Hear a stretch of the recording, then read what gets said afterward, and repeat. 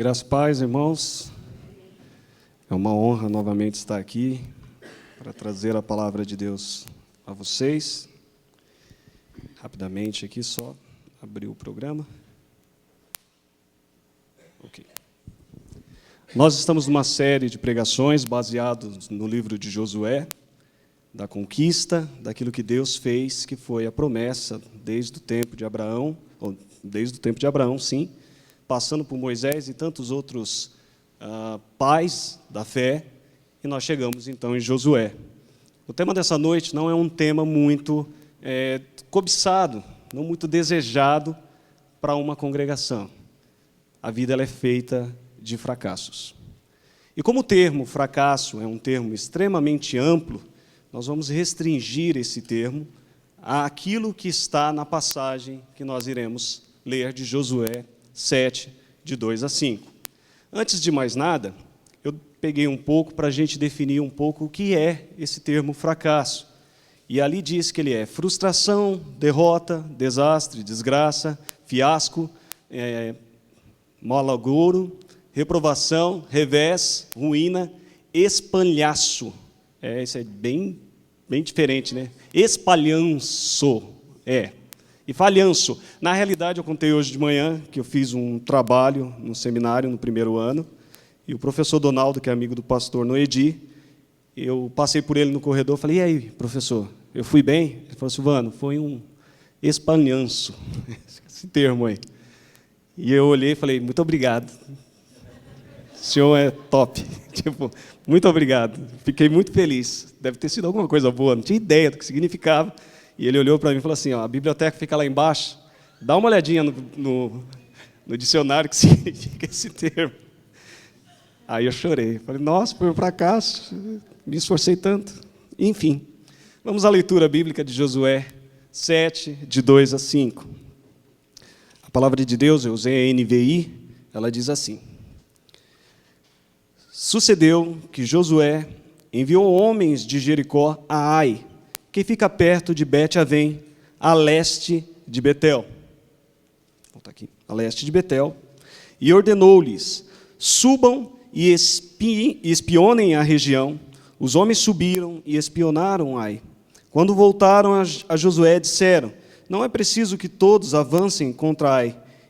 Envia uns 2 ou 3 mil homens para atacá-la. Não canse todo o exército, pois eles são poucos. Por isso, cerca de 3 mil homens atacaram a cidade, mas os homens de Ai os puseram em fuga, chegando a matar 36 deles. Eles perseguiram os israelitas desde a porta da cidade até Sabarim e os feriram na descida. Diante disso, o povo desmaiou-se completamente. Essa foto que nós estamos vendo, alguns aqui, eu acho que sabem ao que ela se refere. Outros que são mais jovens, como eu, não viveram esse dia. Mas é a final da Copa do Mundo de 1950, entre Brasil e Uruguai. Esse estádio é o Maracanã. Ele foi construído para esta Copa e ele foi o espetáculo, o palco para o espetáculo final da Copa de 1950. E é interessante você olhar, porque aí estão presentes aí 200 mil pessoas. A festa estava pronta, os cartazes dizendo é campeão, estampavam alguns jornais previamente e rodavam a nação inteira. Os políticos já se preparavam para discursar lá na frente perante a grande derrota da nação brasileira. Toda a nação esperava uma vitória certa, aguardando apenas o apito do juiz. Só tem um pequeno problema. Ninguém combinou com os uruguaios. Faltou combinar com os uruguaios. O Brasil, nessa campanha, ele só precisava de um empate com o Uruguai. E para delírio e alegria da nação, o Brasil foi para o segundo tempo com 1-0 em cima do Uruguai. Com certeza, era campeão. Até que, aos 21 minutos do segundo tempo, um infeliz chamado Schiaffino, uruguaio, marcou o primeiro gol do Uruguai. Mas isso não retirava a vitória do Brasil. O Brasil ainda era campeão da Copa de 1950. Só que aos 34 minutos, outro uruguaio, chamado Digia, marcou o segundo gol do Uruguai, o gol da vitória. O efeito da derrota do Brasil em casa, na Copa de 1950, foi conhecido como Maracanazo. Sabe o que isso quer dizer? Que a nação ficou calada diante da derrota. O silêncio só foi interrompido pelo choro, de não acreditar no que estava se vivendo. Da mesma forma que nós vimos aqui, que aconteceu na Copa de 50, tudo isso por causa dessa pequena senhora, a Tássia Julius Rimet, que o próprio Julius Rimet não quis entregar para os uruguaios, depois recomendados, ele foi lá e entregou a taça. É muito similar ao que o povo de Israel sentiu com a derrota em Ai. O texto lido mostra que o povo de Israel tinha certeza da vitória em Ai. Deus estava com eles. Jericó, que era uma cidade muito mais difícil, uma cidade que nós vimos aqui na conquista, quase intransponível, já havia sido derrotada por Deus. Deus já havia dado para eles a vitória mais difícil. Com certeza, Ai também não seria diferente. A moral do exército estava em alta nesse momento em Ai, e no início do capítulo 1, nós temos um grande contraste com a realidade. No capítulo 1 de Josué, você vai encontrar diversas vezes Deus falando a Josué, não temas, seja corajoso. Ou até mesmo, eu vou te engrandecer, Josué. O que foi que deu errado em Ai? Por que o povo de Israel perdeu? Por que eles fracassaram? Josué era um líder competente e experiente, porém ele era humano e passivo de fracassar. Deus havia prometido para Josué, no próprio livro de Josué, no capítulo 1, no versículo 3, que aonde ele pisasse a planta dos pés dele, seria dele. Mas, e Ai? O que aconteceu? Josué também tinha uma promessa de Deus, Deus foi enfático com Josué. Deus chegou a dizer para o Josué com imperativos, não te mandei eu? Ser forte e corajoso, porque eu, Senhor, sou contigo. Deus se arrependeu? Deus os abandonou? Eu gostaria que você agora olhasse a situação. Na entrada do acampamento de Gilgal, os 3.000 homens voltando chorando, machucados, sem moral, quebrados, companheiros mortos, abandonados na terra estranha. A moral do exército manchada, humilhados, fracassados. Josué e o povo simplesmente olham tudo aquilo e eles ficam perplexos. Nós perdemos, nós fracassamos. A reação de Josué e dos líderes da nação é ficar em silêncio uma tarde inteira prostrados diante da Arca da Aliança. Milhões de pensamentos passavam em sua cabeça, milhões de sentimentos, o medo, o sabor da derrota, o pensamento de fracassamos, nós falhamos, nós perdemos. Falhamos em uma terra que deveríamos ter vitórias. O que aconteceu? Após um longo período de silêncio, a Bíblia nos diz que Josué, ele rompe com o silêncio, fazendo algo que os israelitas tinham um grande conhecimento, eram versáteis em fazer isso, eles tinham bastante costume, uma murmuração. Josué inicia o versículo dizendo, Ah, Senhor soberano, por que fizeste o povo atravessar o Jordão? Isso era uma expressão muito comum entre os israelitas. Se você se lembrar, quando Moisés tirou o povo do Egito, e os carros de Faraó agora vêm contra o povo de Israel, e na frente há o Mar Vermelho, a primeira coisa que o povo faz é olhar para Moisés e falar, por que você nos tirou do Egito? Não tinha túmulos no Egito para que eu viesse morrer aqui? Ou quando Israel teve fome e sede, isso registrado em Números 21, capítulo 5, que olhou para Moisés e murmuraram contra Moisés e Deus, e falaram, por que nos tiraste do Egito para morrer aqui? Pelo menos lá tinha água, tinha carne, tinha comida. Josué então começa a questionar a Deus, começa a perguntar por Deus, por que o fracasso? Mas o que fazia o coração de Josué se mover era o medo, a vergonha, a culpa. E o mais interessante é que, por fim, na oração dele, ele cai num desespero e diz: o Senhor virou as costas para nós. Diante desses fatos emblemáticos, eu gostaria que nós pudéssemos analisar por que o povo de Israel fracassou aonde deveria haver vitórias. Eu chamei isso de anatomia de um fracasso. E eu começo dizendo a você que o fracasso não ocorre por acaso. A anatomia de um fracasso começa pela falta de preparo. No capítulo 1 do livro de Josué, do 10 ao 18, nós vemos um verdadeiro sumário daquilo que o povo deveria fazer antes de conquistar a terra de Jericó. Josué chama o povo, ele mostra para o povo que a vitória vinha da parte de Deus, ele dá diversas recomendações, muitas recomendações. Já no capítulo 7, no caso de Ai, nós vemos que muitas coisas importantes foram ignoradas. O povo não teve preparo. E o pior, não houve a santificação do povo. Uma das grandes recomendações antes de entrar em Jericó, e esse versículo eu sei que você conhece de cor: santificai-vos, porque amanhã o Senhor fará maravilha no meio de vós. Dessa vez não teve o santificai-vos. E é interessante vermos que por falta desse preparo surgiu o pecado da desobediência. E o pior da desobediência, não tem como passar pela desobediência sem falar de um personagem, Acã. 3 letras e uma grande decepção. As principais recomendações do capítulo 18 e 19 do capítulo 6 são ignoradas. Josué tinha dito ao povo que o ouro, a prata, o ferro eram coisas consagradas a Deus. E que os homens não deveriam pegar estas coisas. Acã, um soldado desobediente, ele ouviu do seu general as recomendações. Ele ouviu as recomendações daquilo que pertencia a Deus.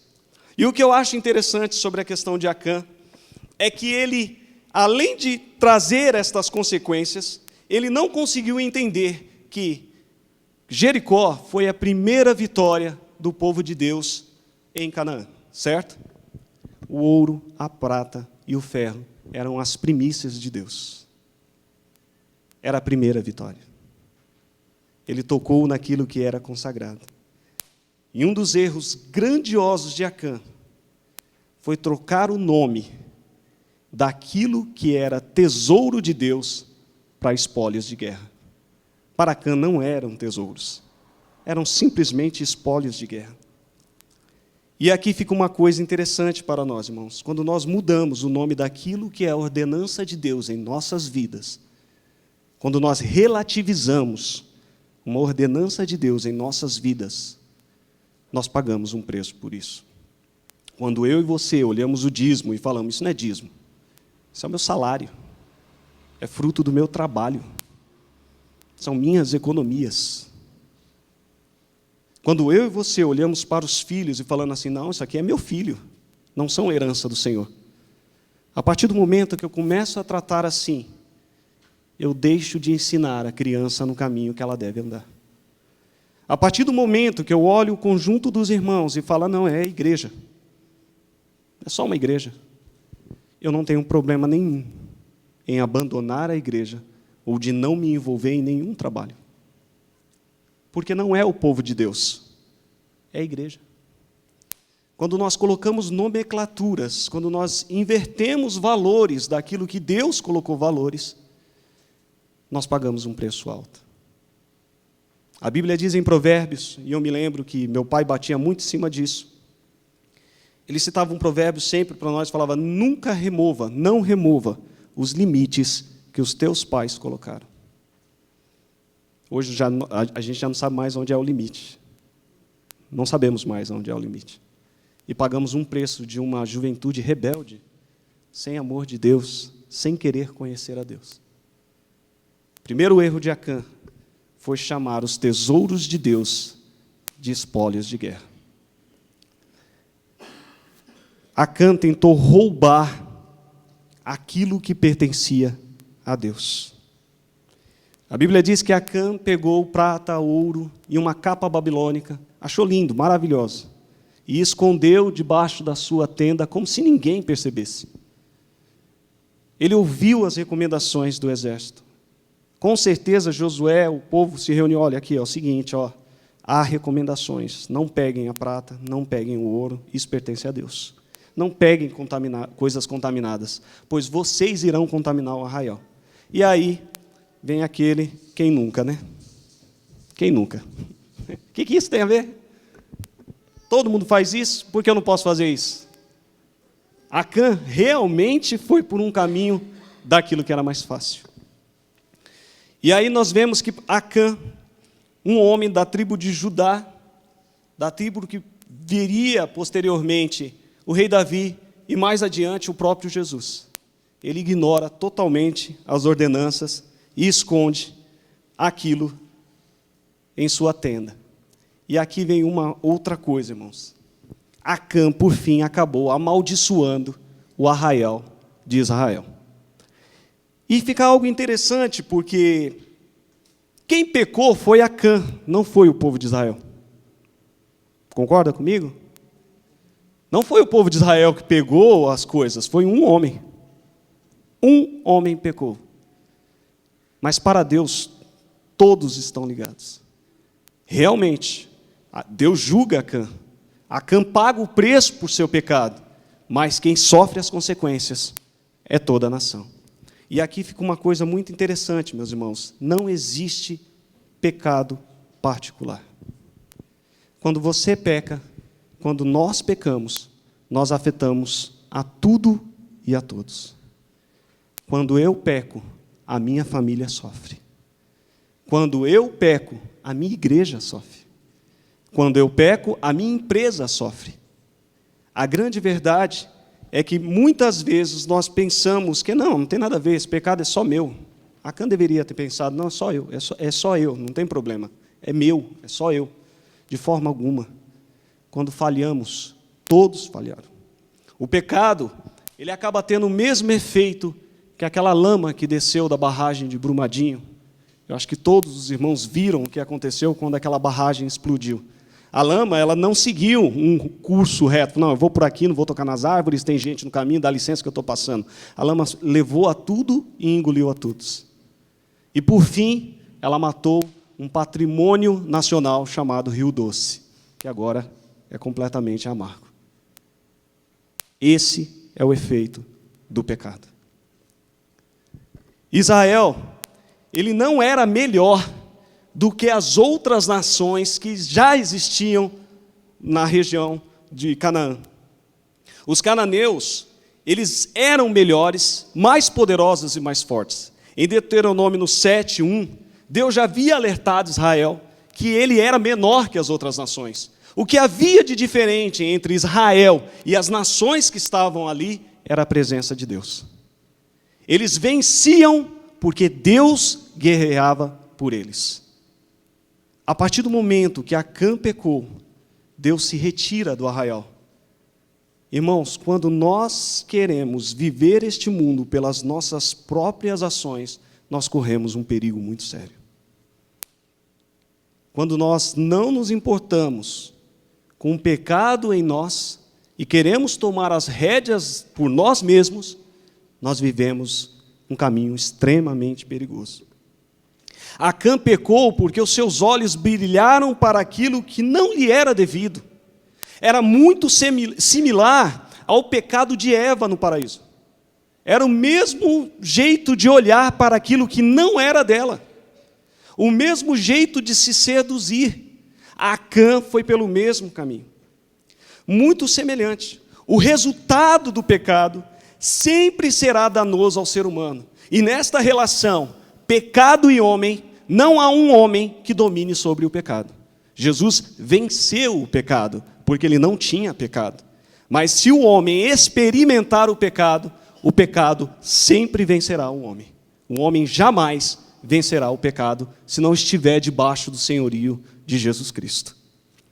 Mas houve erros fora de Acã, nós tivemos um grande erro dos líderes de Israel e do próprio Josué. E o primeiro deles foi que eles não consultaram a Deus antes de entrar em guerra contra Ai. Israel deixou Deus de lado e confiou em si mesmo. Com certeza os líderes e Josué, se tivesse buscado a Deus, Deus diria para Josué que havia algo errado, que havia um pecado no arraial, e 36 homens não teriam morrido. E aqui fica uma lição muito importante para mim e para você. Muitas vezes nós deixamos um pecado virar um verdadeiro câncer. Nosso irmão testemunhou aqui quão terrível é essa doença. Muitas vezes nós fazemos do pecado virar um câncer. Era uma mágoa, agora eu não consigo nem olhar na cara do irmão. Era simplesmente um mal entendido, agora é uma raiz de amargura. Nós pegamos o pecado, embrulhamos e deixamos lá. Sabe uma coisa que nós muitas vezes acreditamos? O tempo resolve. Irmão, não é bíblico, tá? A Bíblia não diz isso. Se pecardes, o tempo resolverá. Né? Não é tendes um advogado. Esquece, deixa lá na gaveta. Se pecardes, esconde, deixa lá bonitinho. Depois de uns 10 anos, isso aí passa, caduca. Pecado caduca, meu irmão. Quem te disse? Aonde você leu isso? Pecado apodrece o seu portador. O pecado muda o teu jeito de ver as coisas, teu jeito de agir, teu jeito de falar, de vestir, de pensar. Muitas vezes, nós guardamos o pecado, porque pensamos também que Deus é aquele velho sentado num trono cheio de raio falando, peca, miserável. A hora que eu te pegar, você vai ver o que eu vou fazer. Sabe? É aquela visão que nós temos, né, do Deus irado, cheio de cólera. Consegui. Cheio de cólera. Nós pensamos que Deus está assim, doido para catar um. Os olhos de Deus estão sobre a terra, o quê? Procurando. Quem? Os fiéis. Não os que estão pecando.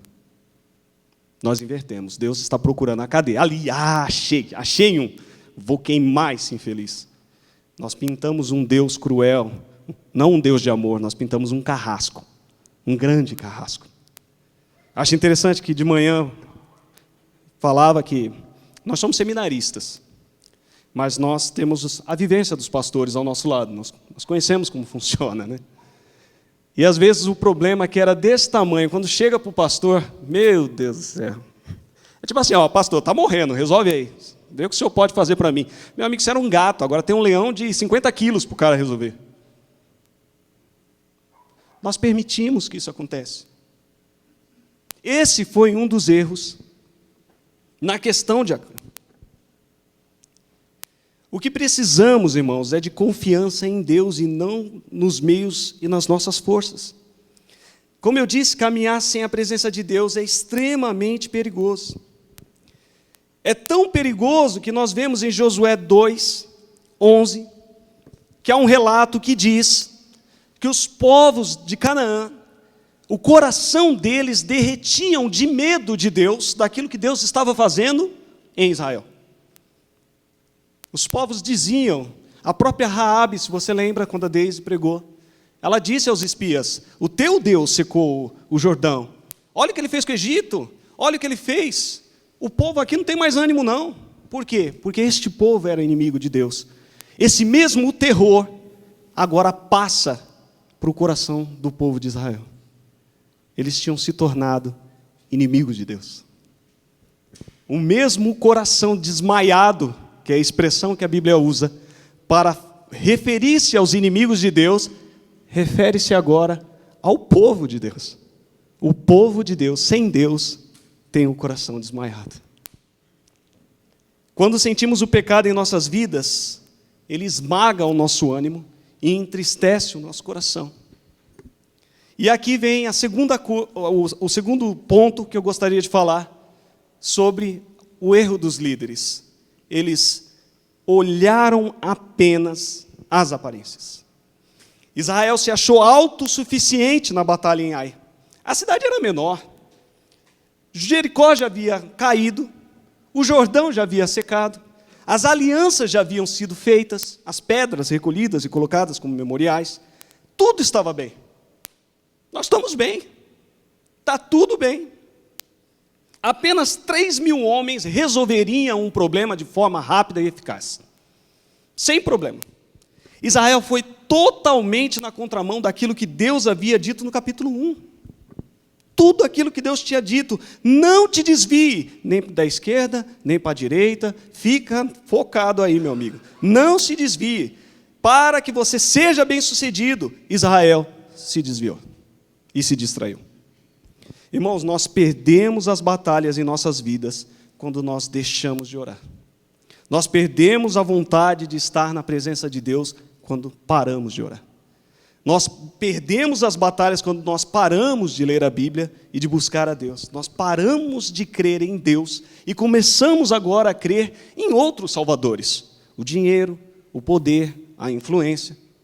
Nós passamos então a acreditar nestas coisas. E é interessante ver que a Bíblia mostra que Deus responde a Josué. Deus não fica calado. Apesar das murmurações, apesar da vista que Josué fez, a primeira coisa que Deus diz a Josué é: levanta. Porque Deus sabia que Josué não estava prostrado em adoração. Josué não estava na presença de Deus com um coração ali arrependido, mas sim um coração humilhado, envergonhado, um coração pesado de medo.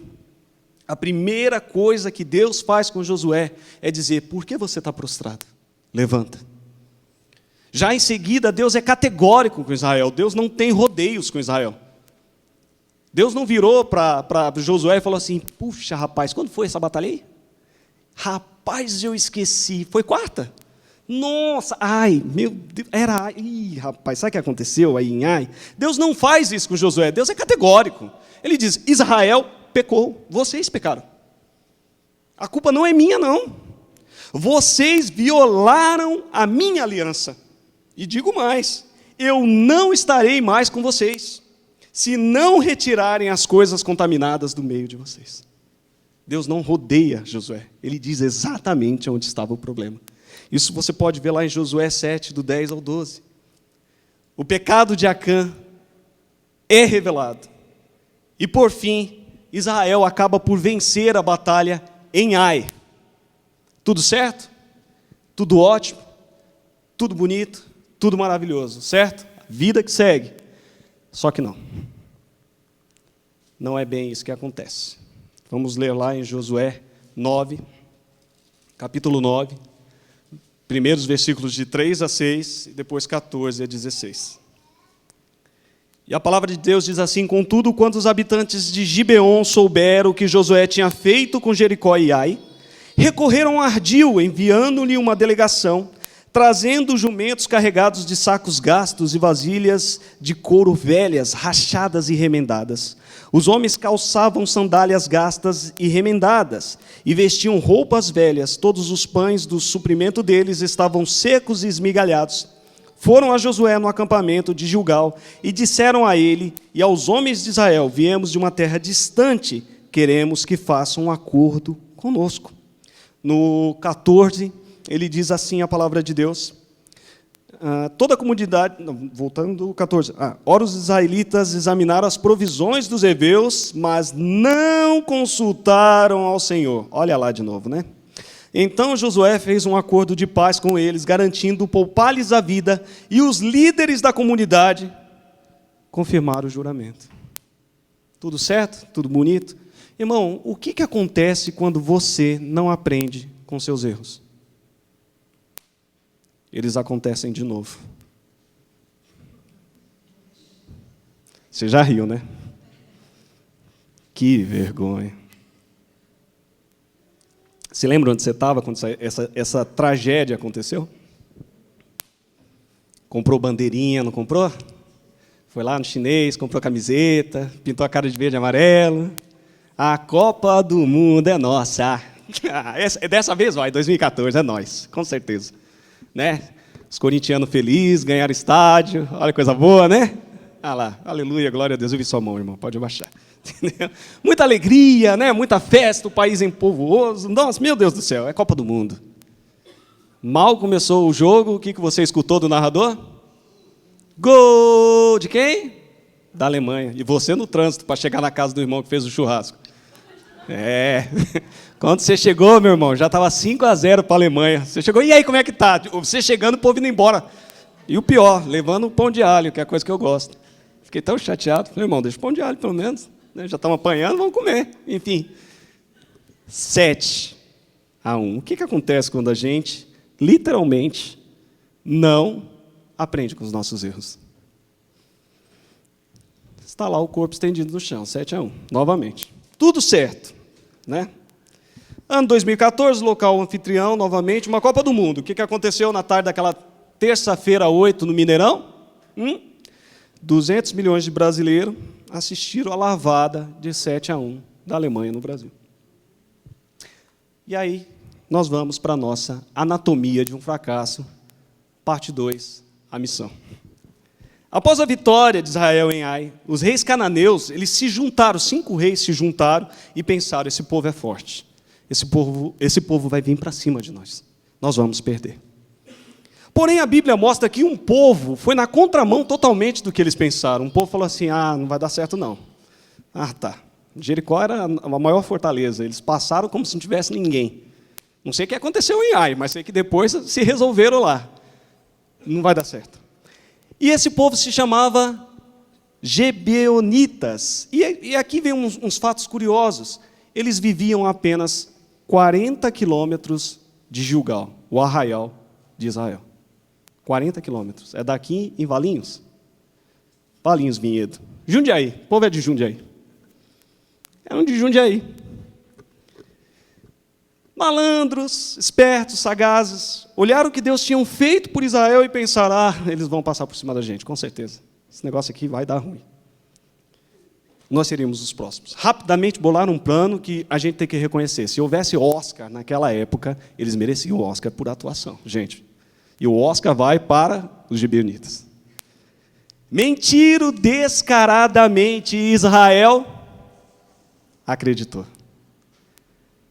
Encontraram um lugar no coração de Josué. E sabe por quê?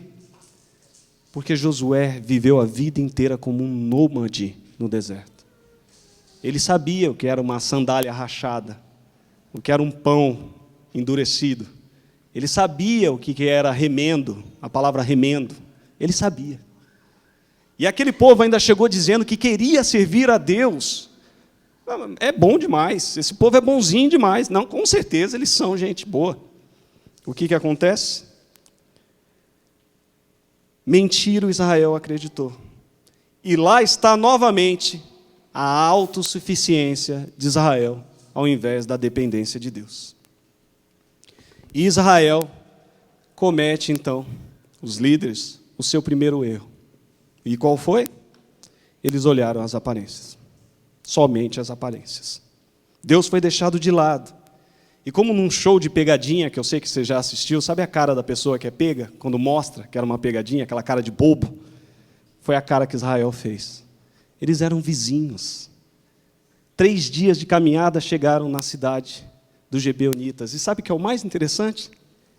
Não era uma cidade, eles tinham 4. Israel perdeu o território. Perdeu parte da bênção daquilo que Deus tinha prometido para eles, simplesmente por não consultarem a Deus. Deus já havia dito para Israel que ele não deveria fazer alianças com os povos cananeus. Isso está também em Deuteronômio 7, do 1 e do 2. Se você ler, você vai ver. Deus já tinha advertido a eles, não faça aliança com estes povos. Sim, Israel perdeu parte de sua bênção simplesmente por não consultar a Deus.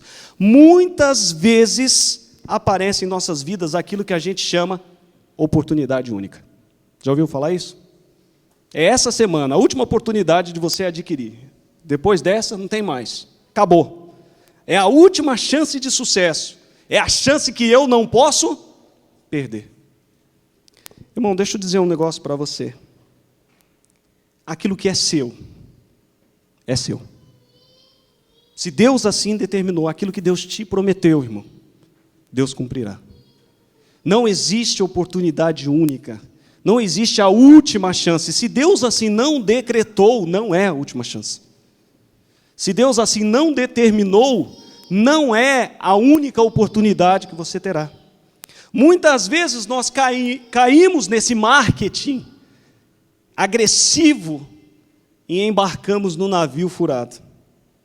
E perdemos parte da nossa paz, da nossa bênção, da nossa calma, da nossa vida. Dos nossos bens. Quantos negócios mal feitos por associação com pessoas e empresas que pareciam de bem no início. Eu acho engraçado porque um estelionatário, ele não usa uma arma, ele não usa um revólver, ele não usa uma faca, ele usa simplesmente o seu desejo de ganhar vantagem. Somente isso. E é interessante que muitas vezes nós entregamos aquilo que é nosso sem consultar a Deus. Foi o que Israel fez. E olha aí novamente um sentimento de fracasso, um sentimento de perda. Esta vida, meus irmãos, ela é feita de fracassos. Alguns são inevitáveis, outros são impostos a nós. O pecado, ele é um veículo para o fracasso. Deixar Deus de lado, com certeza, sem dúvida alguma, é uma receita para o fracasso. Eu não sei o que você está passando, mas Deus é o maior interessado em ver o seu sucesso. Deus, Ele quer ver a sua família feliz. Ele quer ver você bem.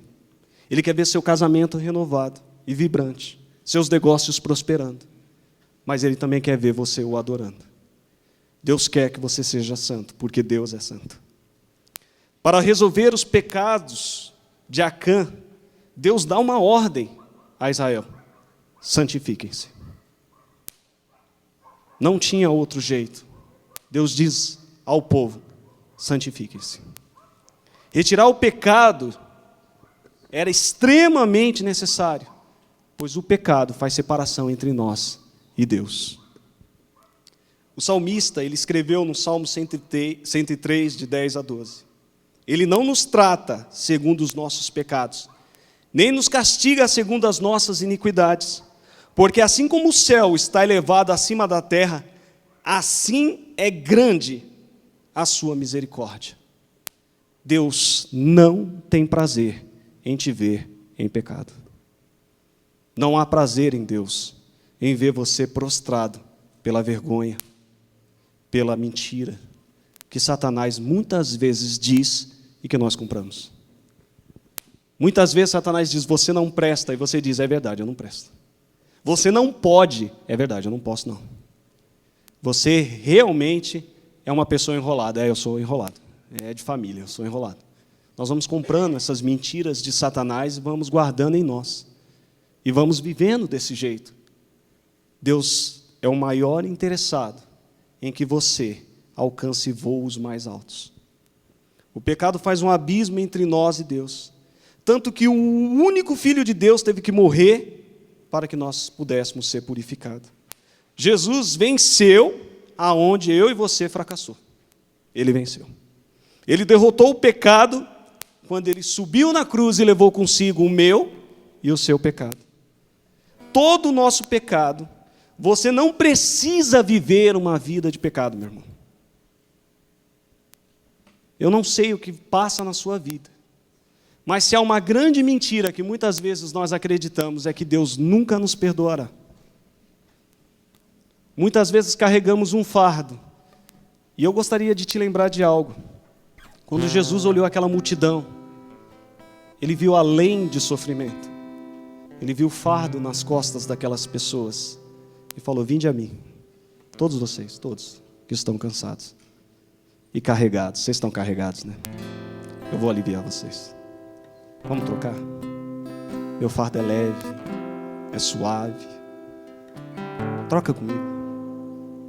Eu não sei como é que você veio essa noite. Deus promete que Ele apaga as nossas transgressões e que não se lembra mais delas. Não precisamos viver o peso do pecado, a humilhação, a vergonha. Em Cristo há perdão, meu irmão. Deus desfaz o seu fracasso. Aonde você fracassou, Deus te faz ter sucesso.